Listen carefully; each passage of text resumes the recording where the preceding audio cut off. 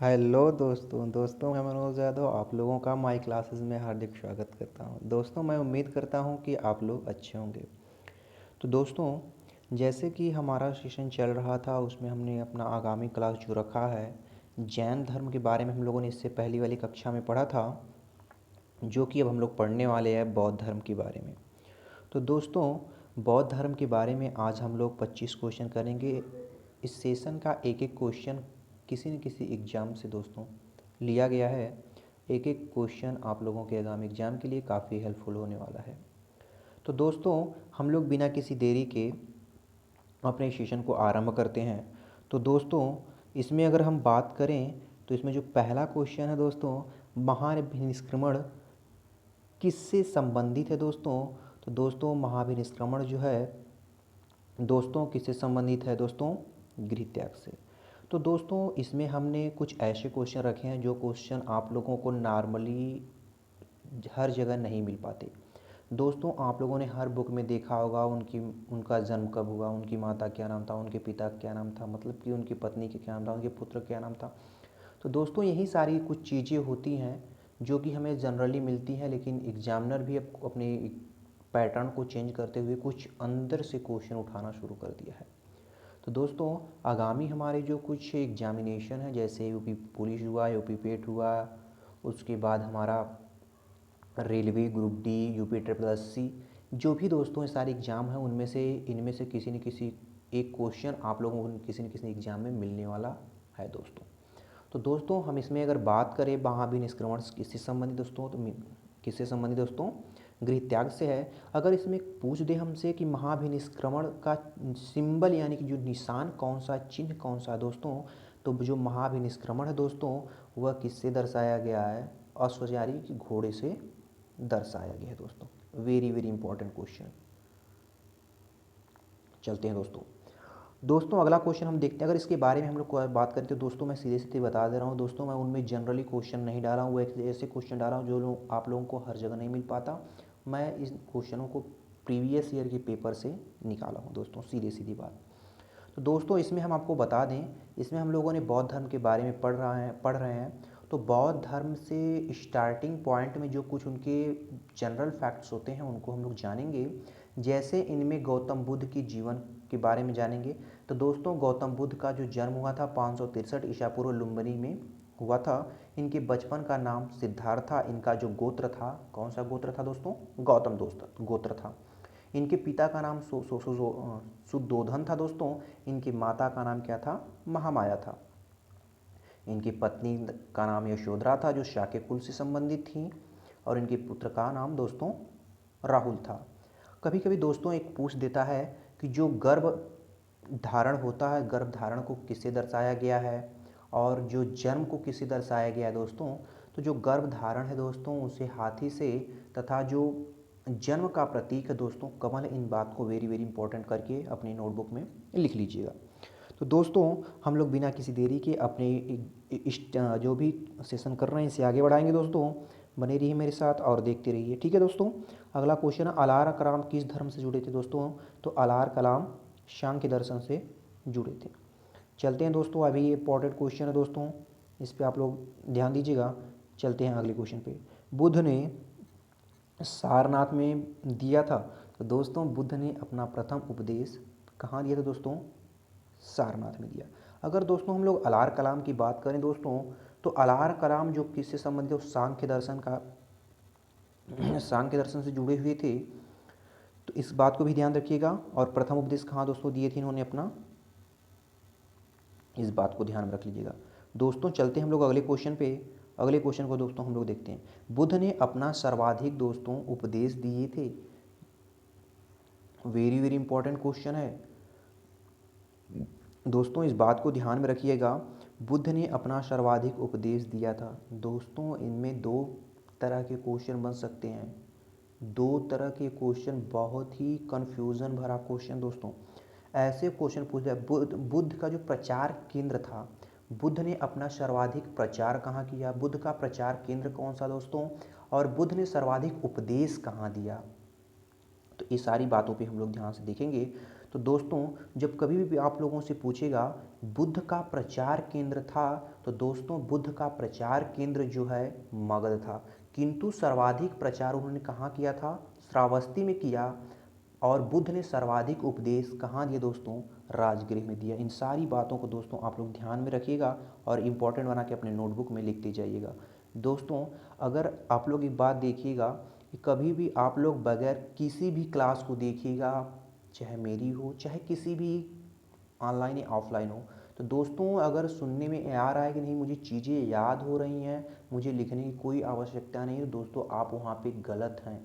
दोस्तों आप वहाँ पे गलत हैं। आप जब भी पढ़ाई करें तो पढ़ाई को सीरियस लेके और नोटबुक और पेन के साथ ही बैठें। तो दोस्तों चलते हम लोग आगे देखते हैं बुद्ध ने अपना उपदेश किस भाषा में दिया था। तो दोस्तों बुद्ध ने अपनी अपनी जो भी उपदेश दिए थे, अपने उपदेश किस भाषा में था दोस्तों? मागधी भाषा में था। ये भी वेरी वेरी इंपॉर्टेंट क्वेश्चन है, इस पर आप लोग टिक कर लीजिएगा। चलते हैं अगला क्वेश्चन, बुद्ध द्वारा अंतिम उपदेश किसे दिया गया था? दोस्तों ध्यान में रखिएगा क्वेश्चन को, एक एक क्वेश्चन वेरी वेरी इंपॉर्टेंट है। तो इसमें देखेंगे, अच्छा एक बात बताइए दोस्तों कि इसमें जो बुद्ध अपना अंतिम उपदेश कहाँ दिए थे और किसे दिए थे दोस्तों? तो आप लोग जानते हैं दोस्तों, तो बुद्ध का जो निधन हुआ था वो कहाँ पे हुआ था? कुशीनगर में हुआ था। तो यहीं पे तो बुद्ध ने अपना कुशीनगर में अंतिम उपदेश दिया था और किसे दिया था? सुभद्र को दिया था। चलते हैं दोस्तों आगे हम लोग बढ़ते हैं। दोस्तों हम लोग अपना अगला क्वेश्चन देखते हैं, बौद्ध कला में महापरिनिर्वाण का प्रतीक है। दोस्तों महापरिनिर्वाण का अर्थ होता है मोक्ष की प्राप्ति। उसे किसे दर्शाया गया दोस्तों? स्तूप से दर्शाया गया है। पूछ लेता है सेम सेम प्रश्न बना के। चलते हैं आगे हम लोग पढ़ते हैं अगला क्वेश्चन, बुद्ध का दाह संस्कार किस नदी के किनारे किया गया था? दोस्तों ध्यान में रखिएगा क्वेश्चन को, बुद्ध ने जो बुद्ध का दाह संस्कार किया गया था, तो बुद्ध का दाह संस्कार राम संभार नदी के किनारे किया गया था। दोस्तों यहीं से माना जाता है कि यहीं से उनके अवशेषों को 8 भागों में विभाजित कर दिया गया था। यहीं से जो उनके बचे हुए अवशेष थे वहीं पे बांट दिया गया था। मगध के राजा को थे, कुछ इसमें मल थे, मतलब कि बहुत सारे जो लोग 8 लोग थे उनको बांट दिया गया था।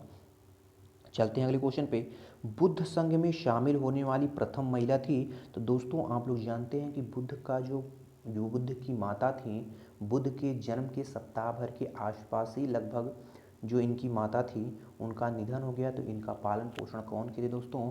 इनकी जो मासी थी प्रजापति गौतमी की थी। यही पे इस बात से जोड़ के लिंक ध्यान में रख लीजिएगा, बुद्ध संघ में शामिल होने वाली प्रथम जो महिला थी तो दोस्तों कौन थी? प्रजापति गौतमी थी। इंपॉर्टेंट क्वेश्चन है, ध्यान में रखिएगा दोस्तों। चलते हम लोग आगे देखते हैं क्वेश्चन को। दोस्तों बौद्ध संघ की स्थापना की गई थी। दोस्तों बौद्ध संघ की स्थापना सारनाथ में की गई थी। कहाँ दोस्तों की गई थी? सारनाथ में। बौद्ध धर्म में बिहार प्रसिद्ध था। दोस्तों चैत्य और बिहार से क्वेश्चन पूछ लेता है, आखिर क्या था चैत्य और क्या था बिहार? इसके बारे में दोस्तों आप लोग ध्यान में रखिएगा। तो दोस्तों इसमें हम बिहार के बारे में जानते हैं। बिहार क्या होता था? एक उनकी रहने के लिए निवास स्थान होता था। दोस्तों क्या होता था? निवास स्थान होता था। जब भी बारिश वगैरह हो जाती थी तो उस टाइम लोग अपना भिक्षा वगैरह नहीं मांगते थे। उस टाइम लोग कहाँ पे निवास करते थे? बिहार में। चलते हैं आगे अगले क्वेश्चन को देखते हैं, बौद्ध धर्म का विभाजन हुआ था। तो दोस्तों बौद्ध धर्म का विभाजन हुआ था चौथी बौद्ध संगीति के अंतर्गत हुआ था। दोस्तों हम लोग बौद्ध संगीति की बात करें तो दोस्तों जो बौद्ध धर्म है, बौद्ध धर्म की कितनी बौद्ध संगीतियाँ हुई दोस्तों? तो इसमें हम लोग 1 मिनट में फटाफट चारों बौद्ध संगीतियों के बारे में चर्चा करते हैं। दोस्तों जो प्रथम बौद्ध संगीति थी वह 483 ईसा पूर्व में हुई थी, बुद्ध की मृत्यु के उपरांत हुई थी। वह कहाँ पे हुई थी? राजगृह में हुई थी। उसके अध्यक्ष महाकश्यप थे और जो उनका संरक्षक यानी जो राजा था वह हर्यक वंश से कौन राजा था? अजात शत्रु था। अगली दूसरी बौद्ध संगीति देखते हैं दोस्तों। तो 383 ईसा पूर्व में हुई थी इसका स्थान था वैशाली, अध्यक्ष थे सवाकामी थे दोस्तों। और इसके जो थे शिशुनाग वंश के कालाशोक अध्यक्ष उस टाइम संरक्षित राजा थे वहाँ के। तृतीय बौद्ध संगीति जो दोस्तों है 247 ईसा पूर्व में हुआ था।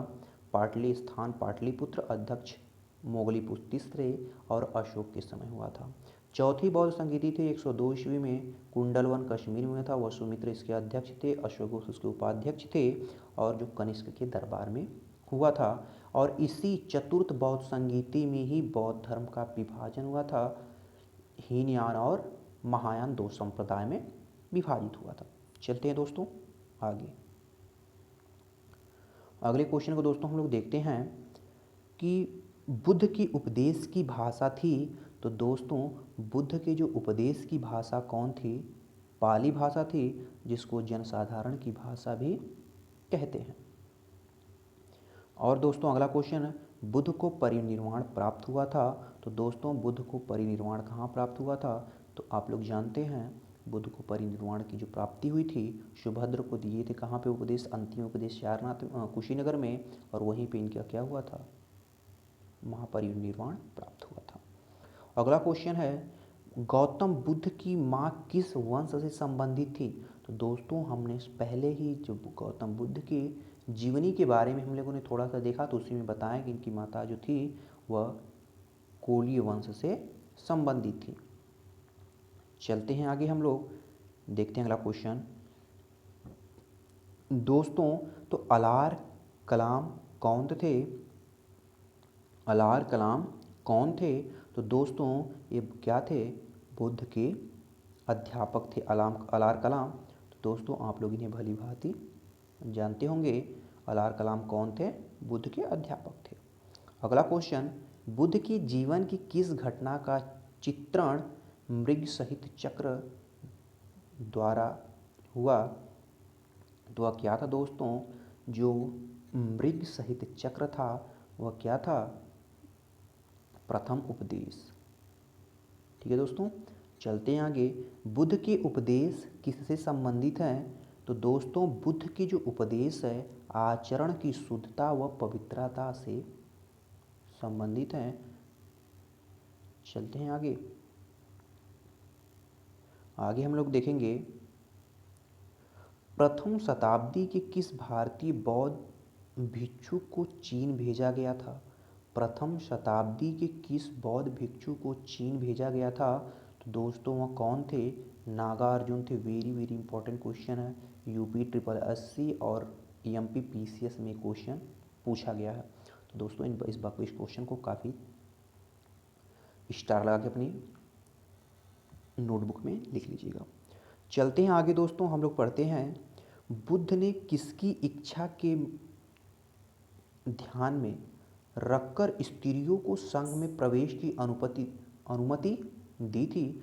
तो दोस्तों इस बात को भी काफ़ी ध्यान में रखिएगा, जो हमने अभी भी पढ़ा इसमें कि जो प्रथम स्त्री थी जो बौद्ध धर्म में शामिल हुई वह कौन थी? प्रजापति गौतमी थी। और इन्हीं की बातों को मानकर, इन्हीं की बातों को ध्यान रखकर, इन्हीं की इच्छाओं को ध्यान में रखकर बुद्ध ने प्रजापति की बातों को उनकी ध्यान में रखकर ही, यानी कि प्रजापति गौतमी यानी कि अपनी सौतेली माँ या अपनी मौसी जो भी इनको कह दिया जाए दोस्तों, इन्हीं की बातों को ध्यान में रखकर संघ में स्त्रियों का प्रवेश देने वाले थे। कौन? गौतम बुद्ध। चलते हैं दोस्तों आगे, हम लोग अगले क्वेश्चन को देखते हैं। दोस्तों अगला क्वेश्चन 21वां क्वेश्चन, अष्टांगिक मार्ग का प्रतिपादन किया था। कौन किया था दोस्तों? किसके द्वारा किया गया था? अष्टांगिक मार्ग का प्रतिपादन दोस्तों कौन थे? गौतम बुद्ध थे। चलते हैं बिना किसी देरी किए दोस्तों क्वेश्चन अगले क्वेश्चन पे। बौद्ध धर्म का सर्वोच्चतम लक्ष्य था। दोस्तों बौद्ध धर्म जो था उसका सर्वोच्चतम यानी कि जो सबसे अधिक जिस पे बल दिया गया था क्या था दोस्तों? वह था निर्माण की प्राप्ति। ठीक है दोस्तों, इस बात को भी ध्यान में रखिएगा। चलते हैं अगले क्वेश्चन पे, हम लोग पढ़ते हैं, बुद्ध की शिक्षाएं मिलती यानी कि बुद्ध से जो भी शिक्षा के बारे में हमें जानकारी मिलती है वो किससे मिलती है दोस्तों? त्रिपिटक से मिलती है। किससे मिलती है दोस्तों? त्रिपिटक से। और एग्जाम में हमसे सीधे सीधे पूछ लेता है ऐसे करके कि त्रिपिटक जो है दोस्तों जैन धर्म से संबंधित है, बौद्ध धर्म से संबंधित, यानी किस धर्म से संबंधित है। तो इस बात को भी ध्यान रखिएगा, त्रिपिटक में बुद्ध की शिक्षा के बारे में जानकारी मिलती है और त्रिपिटक बौद्ध धर्म से संबंधित है। इस क्वेश्चन को ध्यान में रखिएगा दोस्तों। चलते हैं आगे अगले क्वेश्चन पे। एशिया के ज्योतिपुंज के नाम से जाना जाता है, इन्हीं को लाइट ऑफ एशिया के नाम से जानते हैं दोस्तों, इन्हें भी ध्यान में रखिएगा। एशिया के लाइट पुंज के नाम से किसे जानते हैं? गौतम बुद्ध को। जातक से संबंधित वर्णन है, बुद्ध के पुनर्जन्म की कथा है जो जातक से पूछ लेता है कभी कभी कि जो जातक से संबंधित वर्णन है बुद्ध के पुनर्जन्म से संबंधित है। तो दोस्तों आज रहे हम लोगों के 25 क्वेश्चन बौद्ध धर्म से संबंधित। इसके अलावा आप लोग चारों बौद्ध संगीतियों को याद रखिएगा और इस 25 क्वेश्चन को रखिएगा दोस्तों। इससे बाहर क्वेश्चन जाने की संभावना 1% या उससे भी कम बन रही है दोस्तों। तो दोस्तों हम जिस तरह अपनी हर एक वीडियो में एक क्वेश्चन आप लोगों के लिए छोड़ते हैं, तो ऐसा ही एक क्वेश्चन हमने रखा है। आप लोग इसका आंसर कमेंट में करिएगा। बौद्ध धर्म में भंडारी किस विभाग से संबंधित था? इसका क्वेश्चन दोस्तों आप लोग कमेंट में दीजिएगा। आप लोग दोस्तों इसका आंसर कमेंट में दीजिएगा। और तब तक के लिए कल हम लोग मिलते हैं। आप लोग अपनी पढ़ाई को अपने एग्ज़ाम के हिसाब से तैयारी आगे बढ़ाते रहिए दोस्तों। और मिलते हैं हम लोग अगली कक्षा में। चलते हैं, अगर सेशन अच्छा लगे तो फिर आप लोग एक बार और देख लीजिए एग्ज़ाम से पहले। चलते हैं। जय हिंद, जय भारत।